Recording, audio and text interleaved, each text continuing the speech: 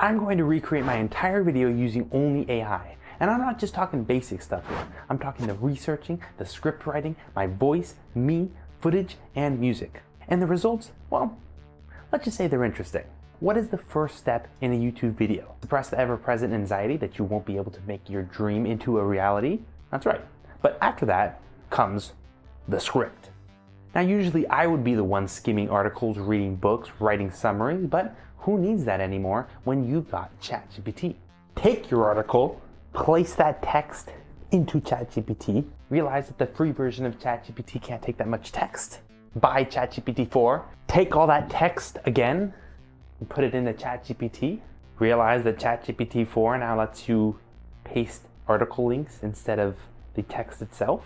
Bang your head against the wall for a while. Ask ChatGPT to write you an article about TikTok that incorporates Mr. Beast at the end. Wait like a giddy 5-year-old while ChatGPT writes your article. And there you go, script's done. So now we can move on to the voice. I was hoping to get out of this one without paying, as there is a free tool called 11 Labs, which only needs a short amount of sample speech, and then it will replicate your voice just through that. So I recorded myself talking for about 5 minutes, and it came back with this. Let's jump right in.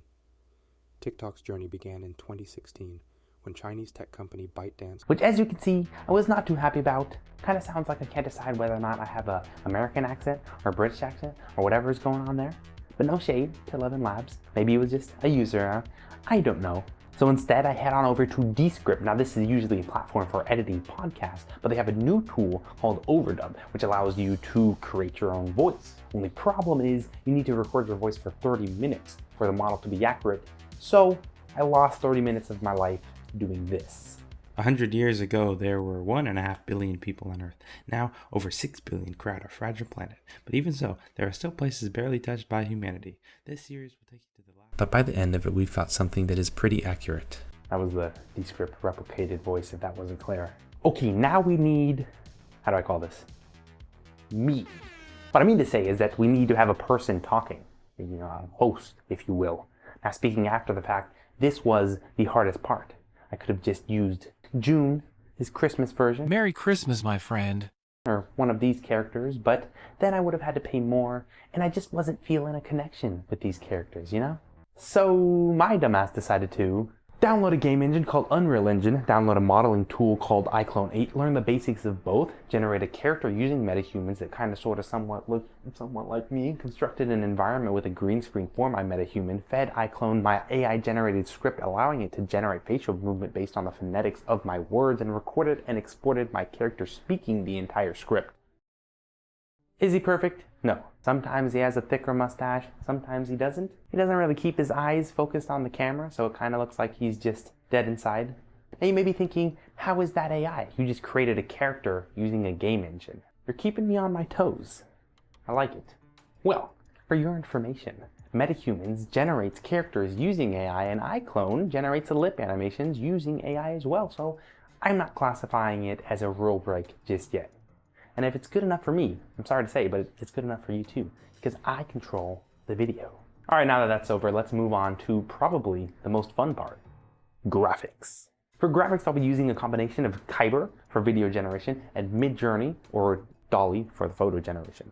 So for graphics, it's not as straightforward as you think. You kind of have to take concepts and then make an abstract version of that word or of that concept. So let's say the rise of TikTok. We're talking about the rise of something. You have to kind of abstract that into something that rises like a roller coaster. Or if we're talking about the pursuit of money, we have to somehow generate AI video that pertains to dollars falling. And finally, we finish things off with music.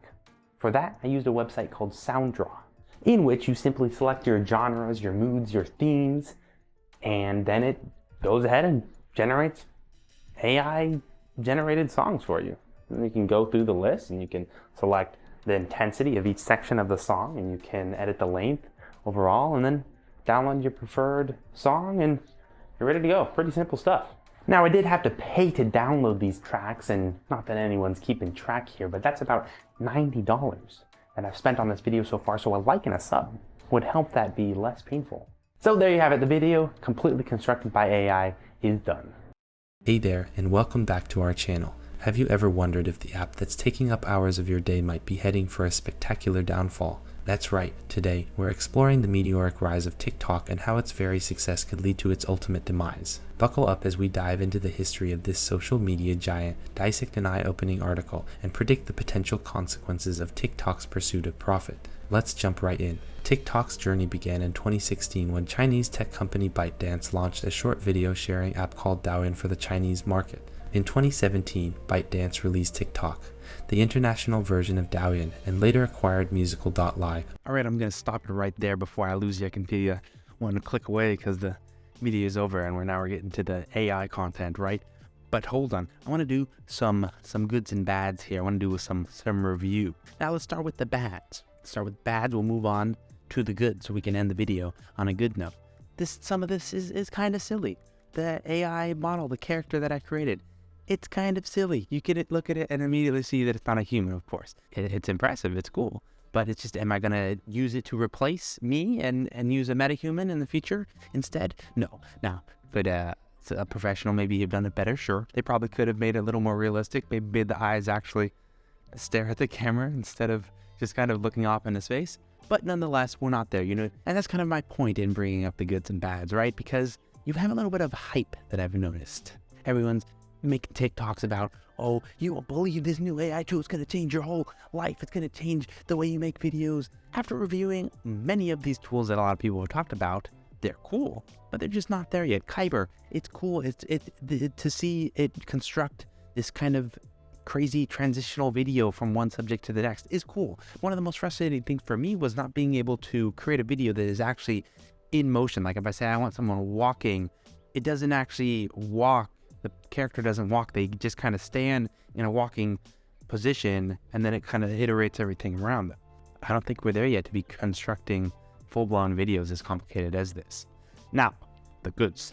I mean, I've already kind of covered it. The good is that it's incredible that we're at this point in which we can do this. Like I was showing you there, where I can use ChatGPT to generate a prompt for Midjourney, and then I can create an image, and then I can take that image and put it into 𝐒𝐻, and the fact that all of this was created through AI. I didn't generate anything. I only constructed and put these pieces together. But the fact that I can make a video in the first place with AI generated music and a script and recreate my voice through AI and create a human thing through AI and then create the graphics for it as well. The fact that I could even do that in the first place is pretty crazy. So I do want to end on that good. And of course, it will only get better. We'll see it advance at a crazy fast pace, especially with the demand for these products as more and more data just gets shoveled into these companies. All right, that's all I gotta say. Watch the video. Here you go.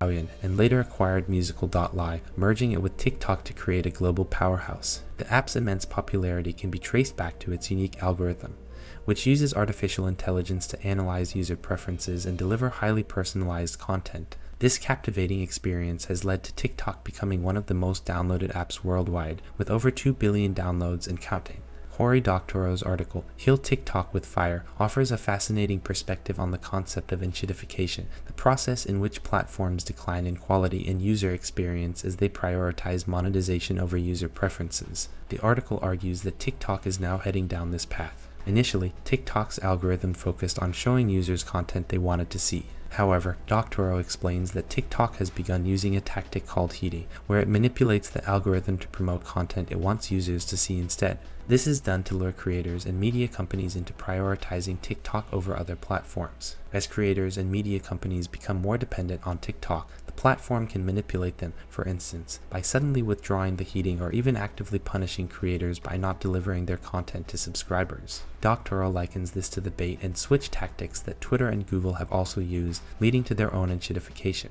But that's not all. Doctorow further elaborates on how enshittification can manifest in various forms, such as a decline in content diversity, increased advertising, and the erosion of user trust. He also cites examples of other platforms, like Facebook and Instagram, that have experienced similar declines due to their prioritization of monetization over user experience. Doctorow also points out that TikTok's relentless focus on growth has led to a troubling lack of privacy and security. The platform has been accused of secretly collecting user data, leading to concerns over user privacy and potential misuse of personal information. Furthermore, TikTok's ownership by a Chinese company raises additional concerns about censorship and political influence on the platform. Lastly, the article emphasizes the role of regulation in curbing enshittification. 𝐶𝐞 suggests that implementing rules to protect user data, ensure platform accountability, and promote fair competition could help prevent platforms like TikTok from prioritizing short-term profits over long-term sustainability. Now, let's factor in the opinion of popular YouTuber MrBeast, who believes that TikTok's lack of profit sharing with creators could lead to the platform being pushed out of the market. Unlike TikTok, YouTube has a revenue sharing model where creators receive a portion of ad revenue, incentivizing them to create more content and stay loyal to the platform. MrBeast's perspective highlights a crucial aspect of TikTok's future profitability. As enshittification progresses, creators may become increasingly disillusioned with the platform's practices, including its lack of profit sharing. This dissatisfaction could result in creators migrating to other platforms like YouTube, where they can benefit from more equitable revenue distribution. If TikTok were to lose a significant number of its creators, the quality and variety of content on the platform could decline, further contributing to enshittification. As users find the platform less engaging, they may also seek out alternatives, leading to a downward spiral for TikTok's user base and profitability. The article suggests that enshittification is a natural outcome of platform capitalism, as companies are pressured to prioritize short-term gains over long-term sustainability. However, this strategy is precarious, as any external shocks or new competitors could disrupt the delicate balance and push users to seek alternatives. MrBeast's concerns about TikTok's profit-sharing model could be one of the factors that tips the scales against the platform. In conclusion, TikTok's focus on monetization at the expense of user preferences and fair revenue distribution may be the very thing that leads to its downfall. As users and creators grow increasingly dissatisfied with the platform's manipulation and lack of financial incentives, they may seek out alternatives, leaving TikTok to join the ranks of platforms that succumb to enshittification.